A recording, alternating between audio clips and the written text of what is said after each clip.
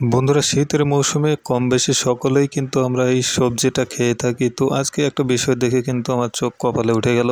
তো এরকম বিষয় আপনাদের সাথে হয়েছে কিনা কখনো জানাবেন। তো দেখুন বন্ধুরা, আমি যখন এই কপিগুলো একটু আনার পরে চেক করে দেখতেছিলাম, তখন কিন্তু খুব সুন্দর সুন্দর এরকম কপিগুলোর মধ্যে যা দেখলাম তা আসলেও মানে ভাবার মতো নয়। তো বন্ধুরা, আপনারা একটু খেয়াল করুন, এটার মধ্যে আমি কাটতেছি, এখন কাটার পরে ভিতরে কি দেখতে পাচ্ছেন একটু আপনারা আন্দাজ করুন। বন্ধুরা, এর মধ্যে আছে বিশাল বিশাল পোকা।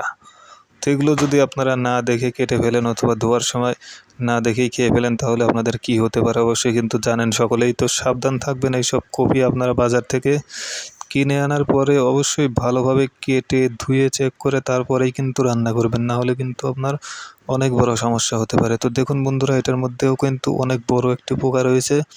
তো খেয়াল করুন, সামনের দিকে আমি নিয়ে যাচ্ছি ক্যামেরাটি, দেখুন বন্ধুরা কত বড় বড় কপির মধ্যে বড় বড় পোকা রয়েছে। তো বন্ধুরা, প্রত্যেকটা কপির মধ্যে কিন্তু এরকম থাকতে পারে। অবশ্যই আপনারা বাজার থেকে এগুলো আনার পরে খুব ভালোভাবে চেক করে দেখবেন। তো ধন্যবাদ।